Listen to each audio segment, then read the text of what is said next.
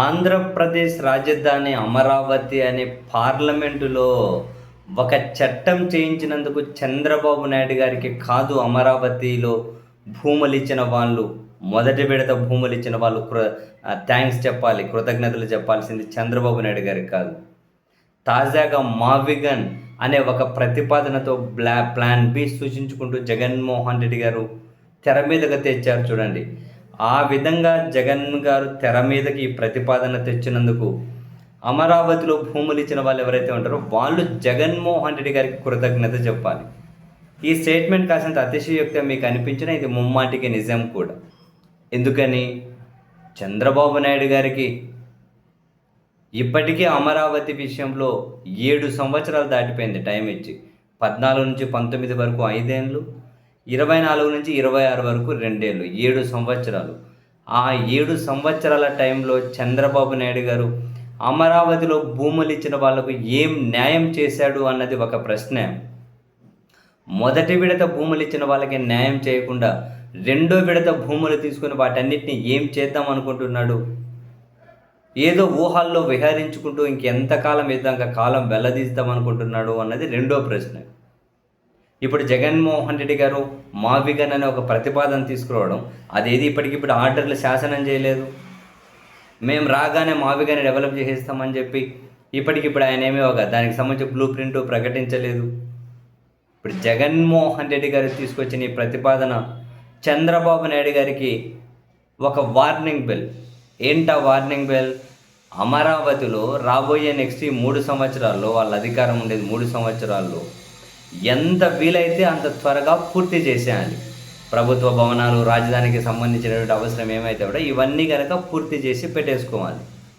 అలా పూర్తి చేయకుండా 14 నుంచి ఏ విధంగా అయితే కాలం గడిపేస్తూ ఉన్నారో, అమరావతిని టోక్యో స్టైల్లో కడతాం, సింగపూర్ స్టైల్లో కడతాం, లండన్ స్టైల్లో కడతాం, శ్రీలంక స్టైల్లో కడతాం, కజకిస్తాన్ స్టైల్లో కడతాం, కౌలాలంపూర్ స్టైల్లో కడతాం, ప్యారిస్ స్టైల్లో కడతాం, లండన్ స్టైల్లో కడతాం, బాహుబలి గ్రాఫిక్ స్టైల్లో కడతాం. ఈ విధంగా కనుక కాలం ఎల్లదీస్తే, 29 వరకు కనుక కాలం ఇలాగే ఎల్లదీస్తే, అంటే చంద్రబాబు గారు 10 సంవత్సరాలు అమరావతిలో ఏమీ చేయలేకపోయినట్లు. ఇలాగే కాలం ఎల్లదీస్తే అమరావతిని అంత అండపిండ బ్రహ్మాండంగా ప్రచారం చేసిన చంద్రబాబు గారే 10 ఏళ్లలో ఏమీ చేయలేకపోతే, అసలు ఇంత పెద్ద ఆలోచన, ఇంత పెద్ద తతంగం అంతా కనుక ఇక్కడ వేస్ట్ అని చెప్పి భావిస్తున్న వాళ్ళు తర్వాత దాని గురించి ఆలోచించాల్సిన అవసరం కూడా ఉండదు. ఇది చేదుగా ఉన్నా అంగీకరించాల్సినటువంటి వాస్తవం. ఇప్పుడు అమరావతి అనే చట్టం చేసినంత మాత్రం దానివల్ల ఒరిగేది ఏమీ ఉండదు. అక్కడ ఏం కావాలి? పరిశ్రమలు రావాలి, డెవలప్మెంట్ జరగాలి. అక్కడ వీళ్ళు రెడీ చేసుకున్నటువంటి బ్లూ ప్రింట్ ఏదైతే ఉందో కనీసం సగమైనా పూర్తి అయిపోవాలి. అవన్నీ చేయకపోతే చంద్రబాబు నాయుడు గారిని నిందించాలి.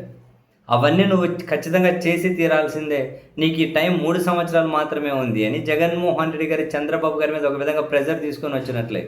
అలా ప్రెజర్ తీసుకురావడం ద్వారా మొదటి విడత భూములు ఇచ్చిన రైతులకు జగన్ గారు మేలే చేశారు. ఇప్పుడు చంద్రబాబు గారి చేతిలోనే ఉంది. ఎవరైనా చెప్పండి, 10 సంవత్సరాలు ఒక రాష్ట్ర రాజధాని అంశంలో ఏ తలాతోక తీసుకురాకుండా పోతే ఇంకెంతకాలం అని భరించాలి? కాసింత గ్యాప్ ఇస్తే మొలకంపలు పెరిగిపోతాయి. వర్షాకాలం వస్తే నీళ్ళు ఇప్పటికీ ఎత్తేయాల్సి ఉంటుంది. పనులు ఎండాకాలం మాత్రమే చేయాల్సిన పరిస్థితి. అటువంటి దగ్గర వీళ్ళు అనుకున్న ప్రాజెక్ట్ ఎప్పటికి పూర్తి అవుతుంది? అందుకని జగన్ ఖరాఖండిగానే చెప్పేశారు, ఈ 3 ఏళ్ళ టైం ఉంది. అమరావతిలో కనుక మీరు దాన్ని ఒక రూపం తీసుకొని వచ్చేస్తే ఎవరూ మార్చరు. ఇప్పుడు హైదరాబాద్ తెలంగాణ రాజధాని అని చెప్పి పార్లమెంట్లో ఏమైనా చట్టం ఉందా? బెంగళూరు కర్ణాటక రాజధాని ఏమైనా చట్టం ఉందా? మద్రాసు ఏమైనా తమిళనాడు రాజధాని అని చట్టం ఉందా? ఏ రాజధానికి కూడా పార్లమెంటు చట్టం చేయలేదు. ఆ హక్కు రాష్ట్రానికే ఉంటుంది. ఇప్పుడు కేంద్రం చేసిన చట్టం కూడా నిలబడుతుందని చెప్పి నేనైతే భావిస్తలేను. ఎవరెవరు కోర్టుకు వెళ్తే కొట్టేస్తారేమో. ఇప్పుడు అమరావతికి కావాల్సింది ఏంటి? వీళ్ళు కళల్లో విహరించుకుంటూ ఏదో గ్రాఫిక్స్లో బ్రహ్మాండమైన డిజైన్లు చూపించి ఇంకా కాలం వెళ్ళదీయకూడదు. మీరు ఏం చేద్దాం అనుకుంటున్నారో ఈ 3 ఏళ్లలో చేయండి. కాదుకూడదంటే ఇంకా తర్వాత చేయాల్సిన అవసరం కూడా రాదు దాంతో. అదే అసలు ఎవరైనా అంగీకరించాల్సిన ఫ్యాక్ట్ అది. మొదట ప్రభుత్వ భవనాలు అవి ఇవి కట్టి మొదలెడితే నెక్స్ట్ ఇంకా పరిశ్రమలు అవి ఇవి అవును వచ్చి మీరు స్టార్ట్ చేసి జనాన్ని రప్పించాలి అక్కడికి. అక్కడ జనం వచ్చేసి అక్కడ అందరూ రప్పించేసి పరిశ్రమలు వచ్చి దానికి ఒక రాజధాని రూపు వచ్చింది అంటే దాన్ని ఎవరు కదిలించలేరు. దాని ఒక రూపంగా నెక్స్ట్ 3 ఏళ్ళలో కానీ తీసుకురాలేకపోతే దాన్ని ఎవరు ఆ తర్వాత దాని గురించి ఆలోచించాల్సిన అవసరం కానీ ఎవరికి ఉండదేమో మరి. ఇప్పుడు మొదటి విడత భూముల మీదే చంద్రబాబు గారు దృష్టి పెట్టాలి. మళ్ళీ రెండో విడత భూములు అని చెప్పి దాని జోలికి పోయారు అది ఇది అనుకుంటే అదంతా ఏమంటారు అయ్యే పని కాదు. నిజం చెప్పాలంటే చంద్రబాబు నాయుడు గారు గాల్లో విహరిస్తూ ఉంటే జగన్మోహన్ రెడ్డి గారు భూమి మీదకు తెచ్చారు.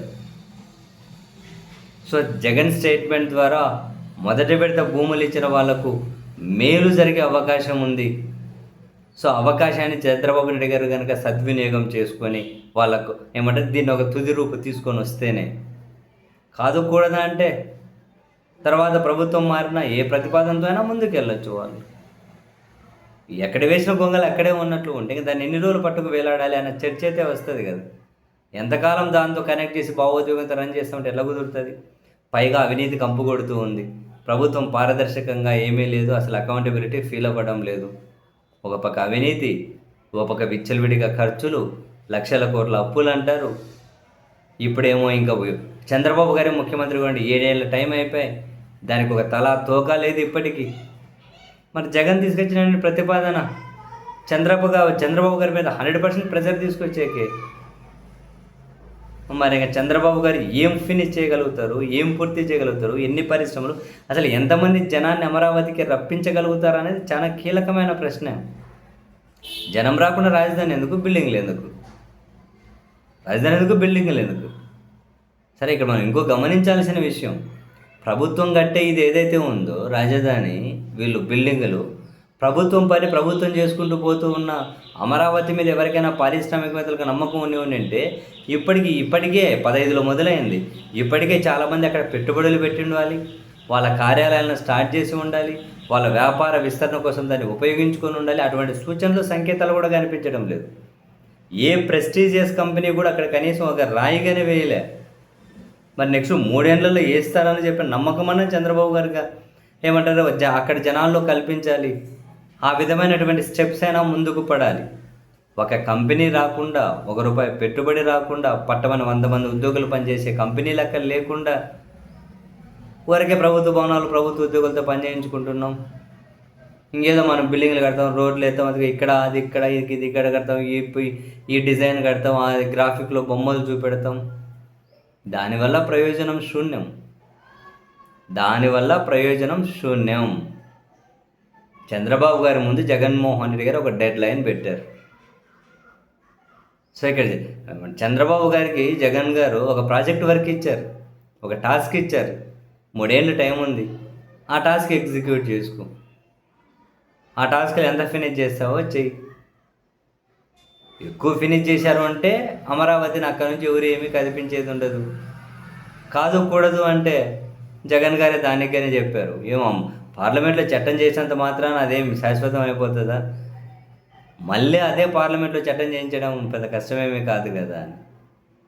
సో ఇవన్నీ దృష్టిలో పెట్టుకొని చంద్రబాబు గారి గాల్లో మేడలు కట్టడం ఆపేసి భూమి మీదకి వచ్చి ఫస్ట్ భూములు ఇచ్చిన రైతులు అండ్ అమరావతిలో పెట్టుబడులు జనాన్ని ఎట్లా తీసుకొని వస్తారో దాని మీద దృష్టి పెడితే వాళ్ళకే మంచిది.